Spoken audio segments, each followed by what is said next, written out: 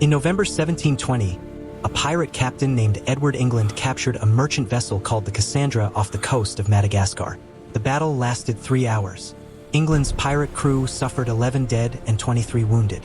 When the smoke cleared and the merchant captain was dragged aboard in chains, England's crew voted to burn the prisoner alive. They wanted revenge. They wanted blood. And they had every right under their own pirate code to decide the captive's fate by majority vote. Edward England said no. He looked at the beaten, bleeding merchant captain, a man named James McCrae, and made a decision that would end his career, destroy his reputation, and leave him dying penniless on the beaches of Madagascar within 18 months. He let McCrae go. He gave him back his ship. He gave him supplies, fresh water, and a compass. He overruled his own crew, violated the democratic process he had sworn to uphold, and chose mercy when every man around him demanded punishment. His crew never forgave him. Within weeks, they voted him out as captain and marooned him on the island of Mauritius with nothing but a pistol and a prayer.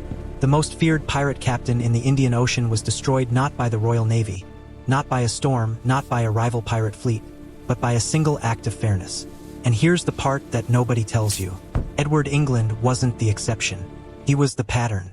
Across the entire golden age of piracy, from 1650 to 1730, the captains who tried to be fair died faster than the captains who ruled through fear. The pirate code promised democracy, equal rights, and justice for every man. But the code had a fatal contradiction buried inside it, one that turned fairness itself into a death sentence for any captain brave enough to practice it. The cruelest captains survived. The fairest ones were eaten alive by the very system they believed in. To understand why fairness was fatal, you need to understand how pirate captains actually held power. In the Royal Navy, a captain's authority came from the crown. It was absolute, inherited, and backed by the full force of the British Empire. A naval captain could flog, starve, or execute any man aboard, and the law protected him. But a pirate captain had no crown, no empire, no external authority of any kind. His power came from exactly one source: the crew's ongoing consent. Every single day, a pirate captain held office because the majority of armed men around him chose to let him. That sounds like democracy. It was democracy, but it was democracy with a loaded pistol on every voter's hip. The pirate code gave every man an equal vote and every man the right to call for a new election at any time. A captain could be voted out for cowardice, incompetence, taking more than his fair share, or simply making decisions the crew didn't like. The replacement process took minutes. One vote, one new captain. The old captain became a common crewman instantly, or worse. Between 1695 and 1725, historical records document at least 47 pirate captains who were voted out of command by their own crews. 11 of those were marooned. 6 were executed by the men who had elected them. The rest were demoted to ordinary sailors, forced to work alongside the crew they had once commanded. The average tenure of a pirate captain was 14 months. 14 months before the men who chose you decided to unchose you. This created a brutal incentive structure that nobody talks about. A pirate captain who wanted to survive had 2 options. Option 1, give the crew exactly what they wanted every time without exception. Approve every act of violence they demanded. Distribute every prize the way they preferred. Never challenge a majority vote, even when the majority was wrong. Option 2, be so terrifyingly effective that the crew feared replacing you more than they feared obeying you. Fairness wasn't one of the options. Fairness required saying no to angry men. Fairness required overruling votes. Fairness required making decisions that protected people the crew wanted to punish. And on a pirate ship, every act of fairness was a withdrawal from the only bank account that kept you alive: your crew's approval. Edward England chose fairness. Cost him everything. But he wasn't the first, and he wasn't the last.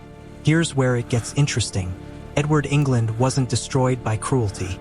He was destroyed by a clause in his own pirate code, the same code he had enforced fairly for 2 years. Article 3 of England's articles stated that all matters of consequence shall be decided by a vote of the majority, and no man, including the captain, shall overrule the will of the crew. England had used this article dozens of times.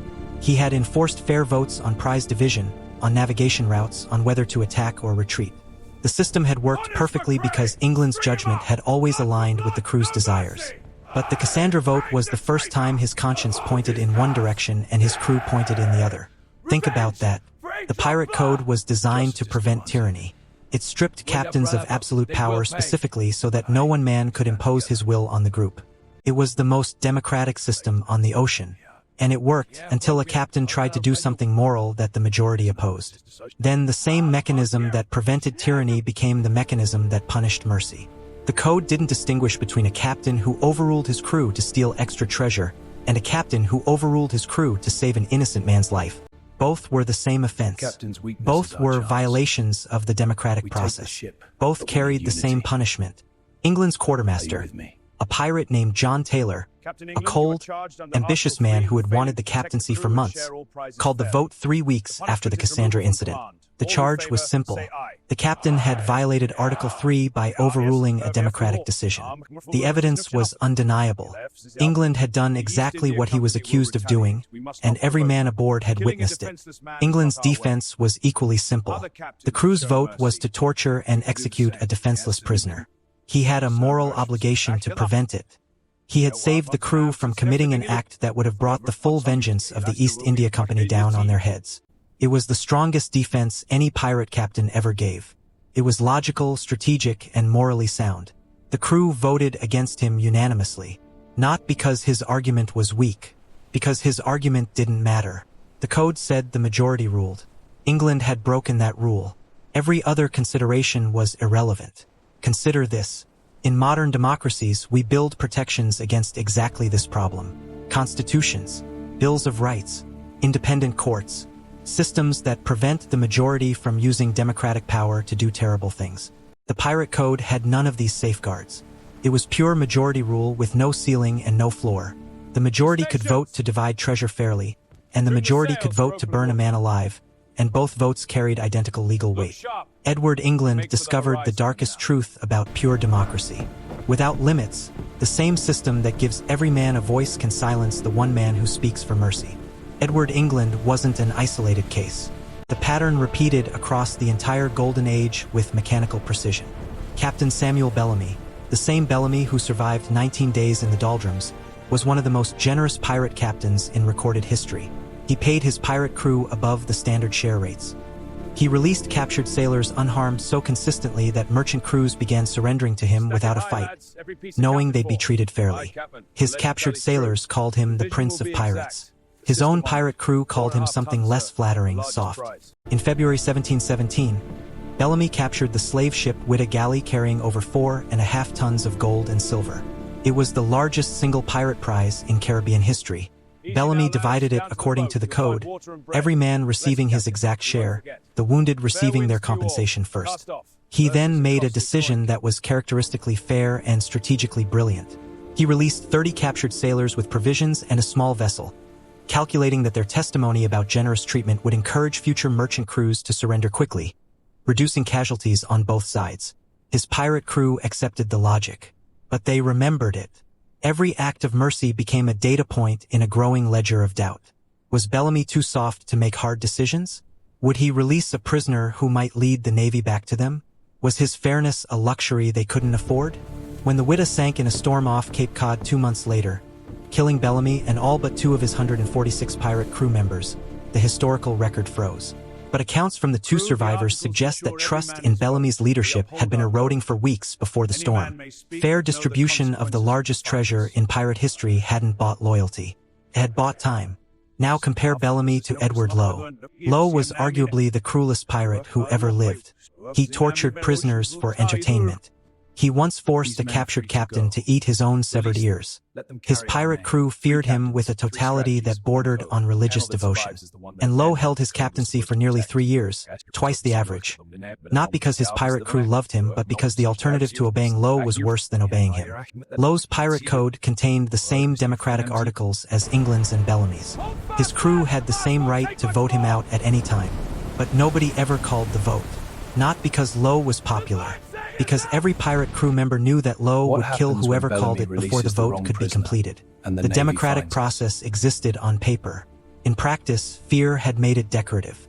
This was the contradiction that ate the pirate code alive. The system promised equal power, But equal power only worked when the captain was willing to be replaced. A fair captain honored the democratic process and could be removed by it. A cruel captain ignored the democratic process and survived because no one dared invoke it. The code selected for cruelty.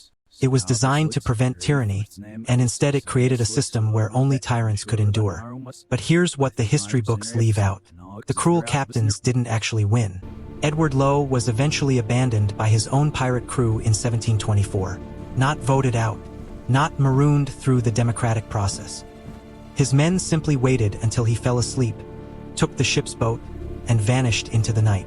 They chose to risk death on the open ocean in a rowboat rather than spend another day under a man whose cruelty had made the ship unbearable. Lowe was reportedly set adrift and never seen again. Some accounts say he was captured by the French and hanged in Martinique.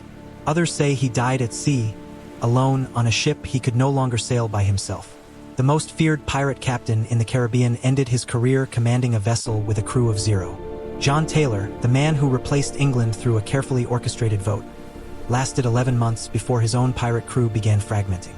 Without England's moral authority to hold the operation together, Taylor resorted to increasingly desperate measures to maintain control. He took a larger share of prizes. He punished dissent harshly. He became a lesser version of the very tyranny the pirate code was designed to prevent. By 1723, Taylor accepted a pardon from the governor of Panama and disappeared into colonial obscurity, a forgotten man who gained a captaincy through ambition and lost it through the same emptiness that ambition always carries. And Edward England? He died on the beaches of Madagascar sometime in late 1721, penniless, sick, surviving on the charity of former pirates who had settled there.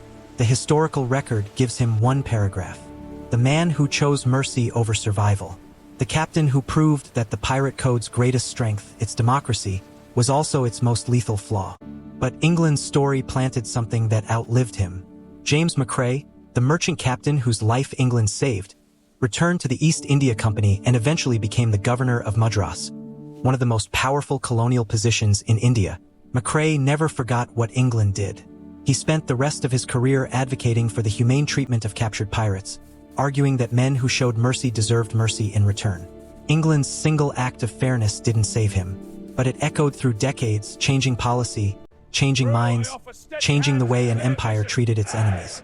That's the paradox the pirate code couldn't solve, and if we're honest, it's a paradox we still haven't solved. Every system that gives power to the majority creates the same risk, that the majority will use that power to punish the person who stands alone for what's right. Every democracy, every organization, every crew of any kind faces the same question Edward England faced on the deck of the Fancy. Do you follow the vote even when the vote is wrong? Or do you follow your conscience, knowing that your conscience will cost you everything the system gave you? The cruel captains survived longer, but they left nothing behind. No legacy, no change, no story worth telling 300 years later. Edward England lost his ship, his crew, and his life, but he saved a man who changed the world. And maybe that's the answer the pirate code was always searching for but never found. That fairness isn't supposed to be safe. It's supposed to be worth the cost. And the ones who pay that cost are the only ones history remembers. Not because they won, but because they proved that even in the most lawless place on earth, one person choosing mercy over fear is enough to change the tide. If you want to hear more stories about the impossible choices that shaped the lives of history's outcasts, subscribe so you don't miss the next one.